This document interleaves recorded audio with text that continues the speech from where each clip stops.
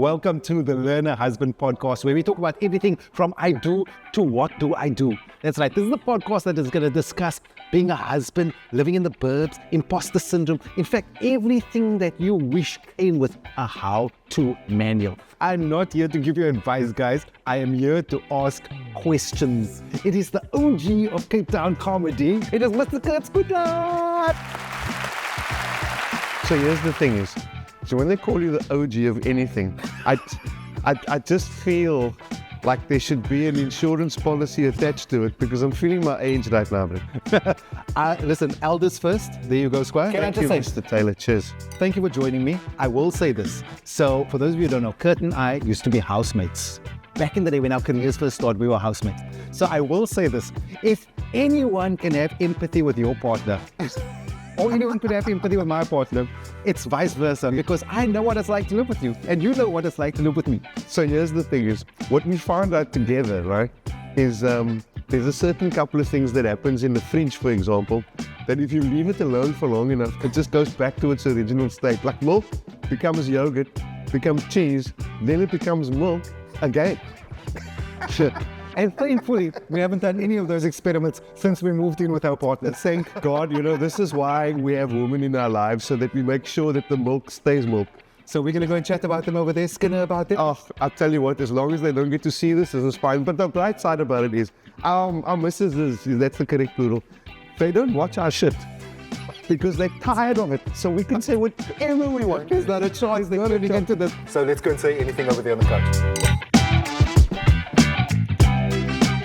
Welcome to Kurt Schoonraad. Thanks for having us, bro.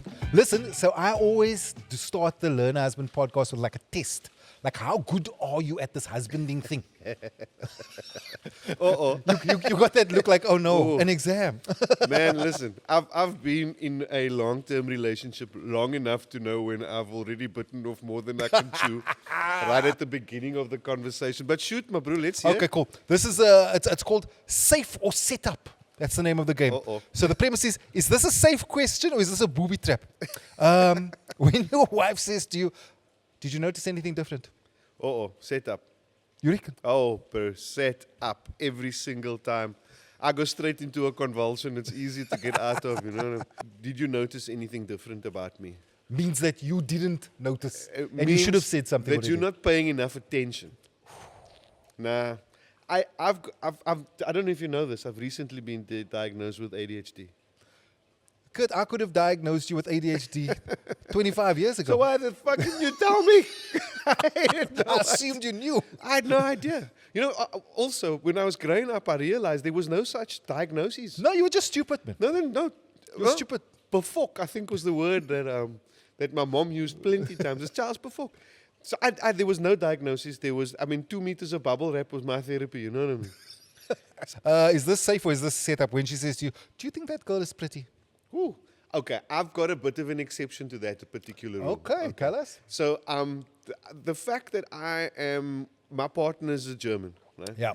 They don't have a problem with me finding another woman attractive. That's fine. Okay. So listen, that was a bit of a shock to me as well, because there were a couple of moments when when you do that flicker because you're expecting a clap, you're like, but then it doesn't come. And then she also goes, yeah, I think she's actually beautiful. She's got a beautiful bum. Lekker, man, so you can get her in on it. No, I can get her in on it. The only way I can get my wife in on staring at someone is if I say something derogatory. Like I'm like, ugh, honey, ugh. Or you're staring at the man's bum.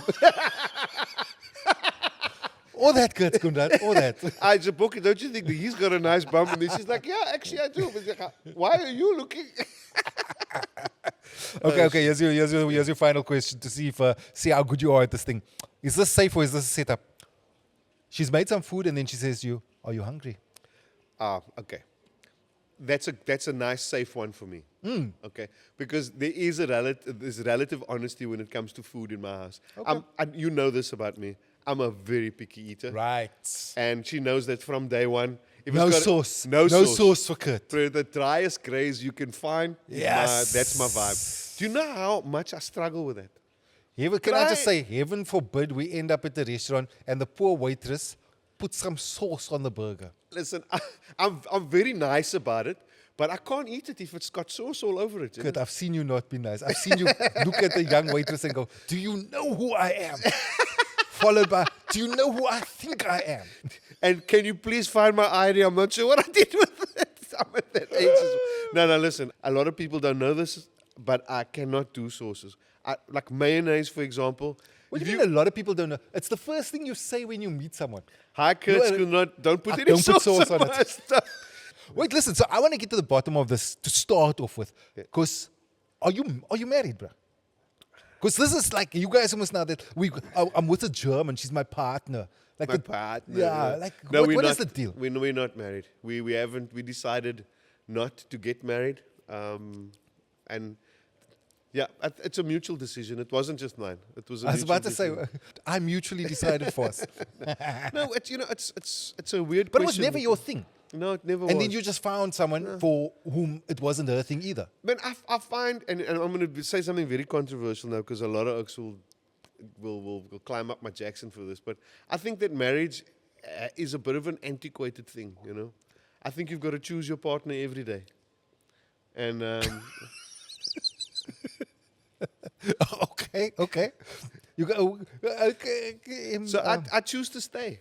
I can leave whenever I want. So you go. Oh, okay. That's a clever way of looking at it. I choose to Girlfriend, stay. I'm not here because of a piece of paper. I'm not here because I'm I wanna obligated to be here. here. I'm here because I want to be here. I'm here. I stay because I want to stay.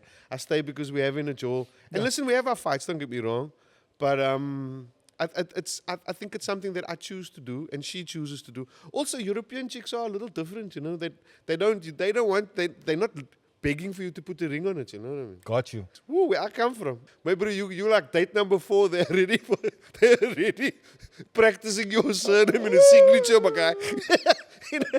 I had a situation like that in high school, bro, where I visited this girl. Like, we were friends. We were very good friends. Now, so like on the Saturday, a week later on the Saturday. Then the third week, then the father sat me down. My bro. What are your intentions here? I'm like, my intentions? I want to play pool. I'm instead of 9. My bro. Listen, how did the saying go? Je kan nie stoele kom warm sit nie. Shit to get off the pot, my friend. Brother. Yeah, another analogy that makes it very clear as to what the intention is here. You're not here to come and pose, my guy. No. So listen, I want to know. It's German precision meets Cape Town laid back, because you're a very laid back Cape Town vibe. Bruh. Now, how does that work in a marriage, bro? well, what it is I think you need to foster a really good friendship with your partner. Okay. Before anything is actually possible, medium to long term, you know. I've got a hell of a lot of respect for on a business level. We do a lot. We're a good team. And you brasa. We're good brasa. Listen, we fight though. We have differences of opinion, but like respectfully, but difference of opinion. Does that come? Is that like cultural differences over opinion, or is it just personal differences? She has a very strong opinion about how things should be executed. Yeah. Which serves my purpose exceptionally well because she's helped my career immensely in ways I can't even explain. Yeah. As far as making sure that my dates are right and my things, because you know me well enough to know I'm ADHD, my bro. I lose track of days and where and how, but I can. Bro, I've seen you put a calendar entry in for the wrong year. My bro, It's March 2025, not 2023. Oh, sorry, bro. So, dude, I'm good at what I do.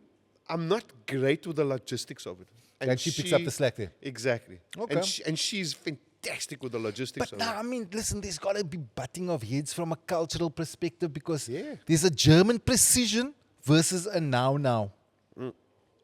Ironically enough, I am quite punctual, and I'm. You guys have been together for 20 odd years, my friend. Bruh, I've You learned my lesson. weren't punctual when I met you. No, not then. But now I'm punctual and nothing less of absolute perfection when it comes to certain things. On time is late. 15 minutes before. That is good. I grew up 150 kilometers from my wife, right? Yeah. We both grew up in the same province. Yet there's so many differences in how we were raised, in our views, in our everything. And so those things lead to us kind of butting heads. Now I'm going, bro, you grew up on a different continent. I told her the other day. I said, while you were getting piano lessons and violin lessons, I was burning tires and going clip. So That's a very different. It's completely different cultural backgrounds.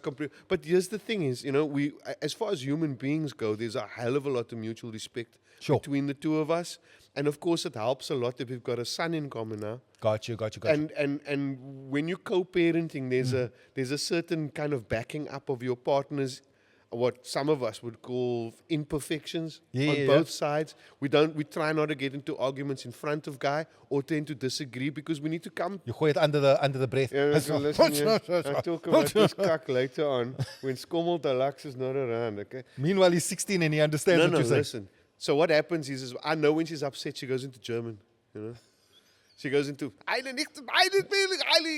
like, is that my cue? I better go to my man cave upstairs. You pick up a little bit of German. Oh, no, listen, I speak a lot of it. What's your favorite phrase? Teach us a phrase. My favorite one is Waschlappen.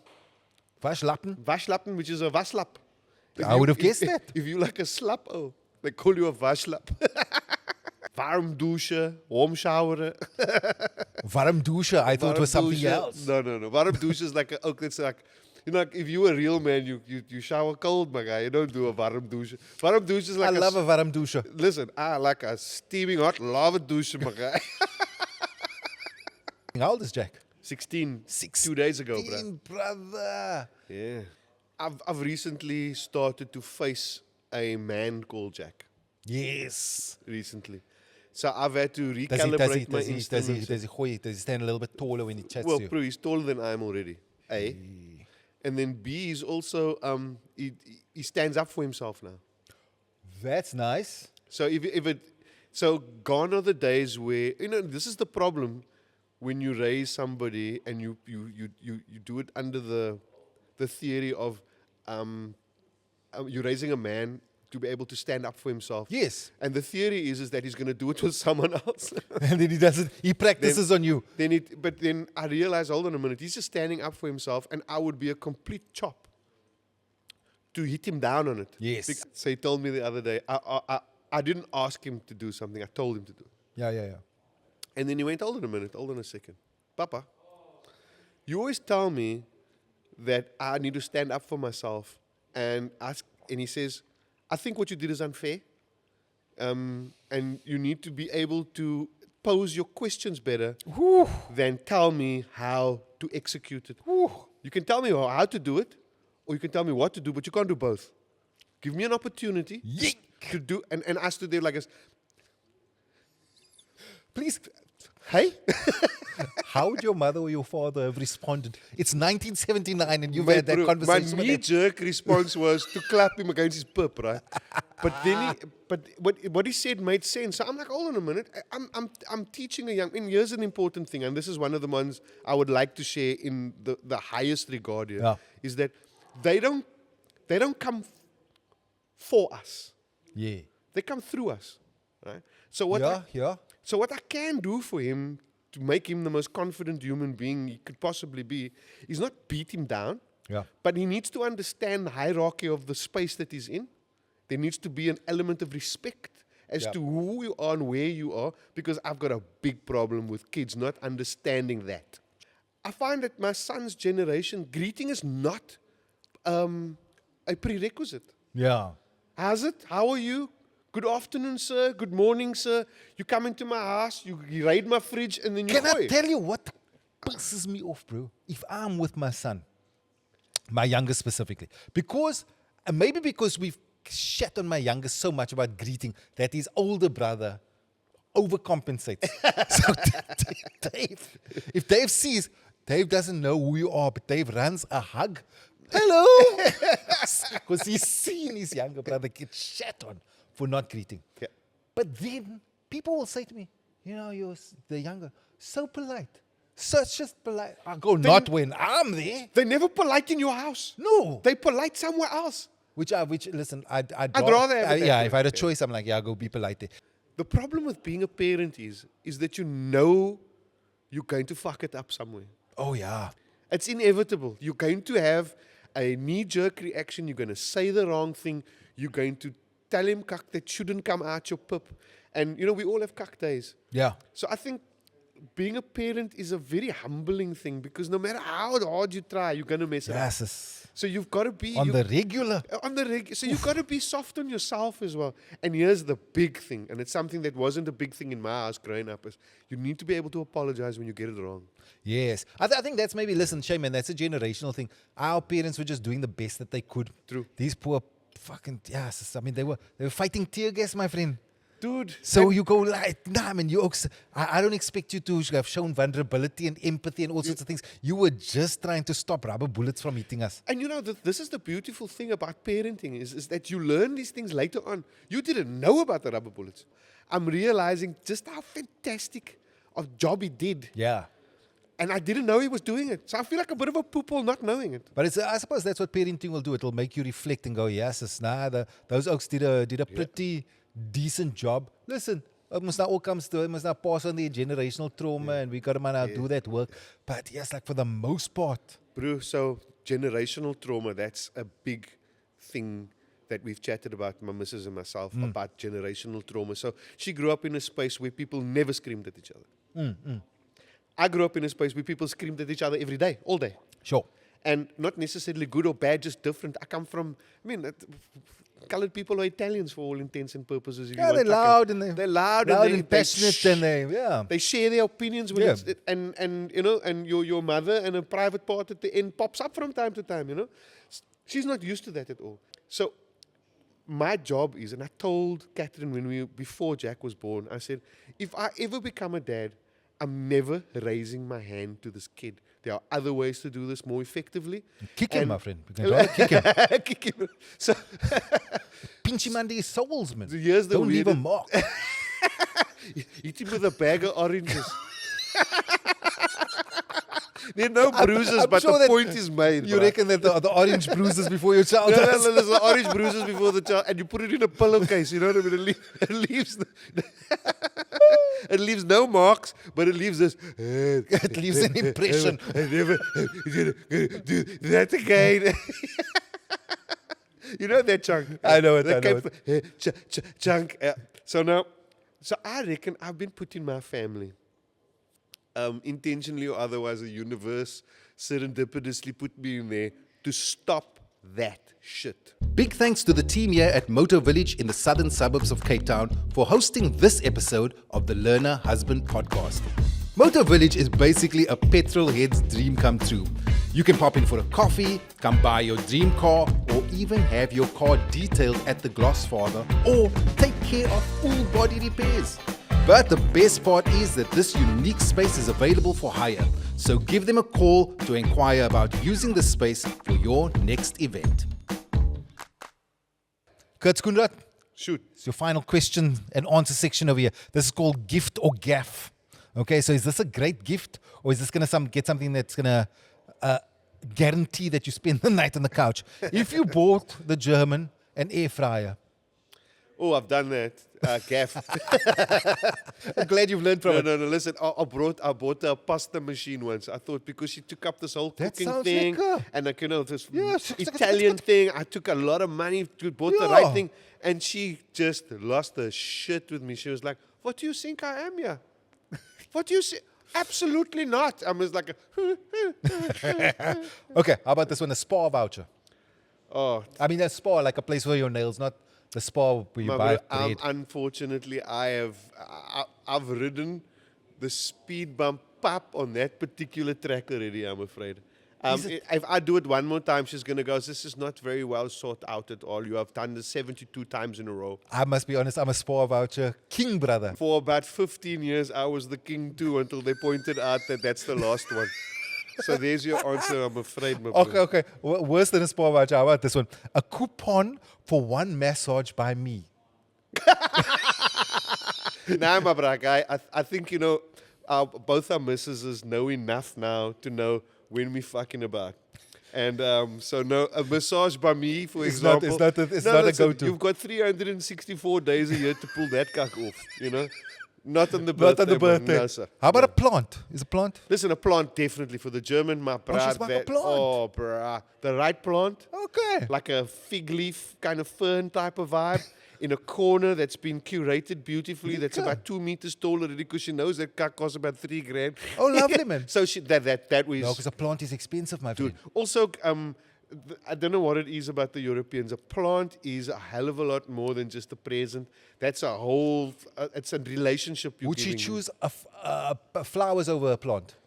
Definitely a plant. Oh, Definitely. okay. Without a doubt. Flowers are great. It's a long-term thing. It's a long-term. Flowers is a one-night stand. Well, the flowers are great. Listen, they also have ways. I mean, I've now learned over the years that if you throw a tot of vodka in the sunflowers water, Yeah. my brah, you get an extra 2 weeks out of it. I shit you not. I've learned this. True story. Yes. That's not going to cost you a cent. It's a pleasure. Don't mention it anytime. Listen, my friend. You next thing you're going to tell me you're part of the Girl Guides. How's about this as a gift? Is it a gift or a gift? Tickets to your show. My bro. Let me quote to you what my goose said to me the other day. He said, if I never see comedy again, it will be a day too soon. So there's your answer. I think you answered it up front over there where you said, we can say anything over here, how partners are not watching this. My bro. Listen, my friend, I've learned a lot from you today. The beauty of the Learner Husband podcast is that people can come back and talk a bit more cock. We can't cheers on an empty glass. We'll do We that got a with- little bit. We got a little bit I over think there. that's So let us say qualified. cheers. Cheers, Thanks bro. for coming out today. Thanks for having me.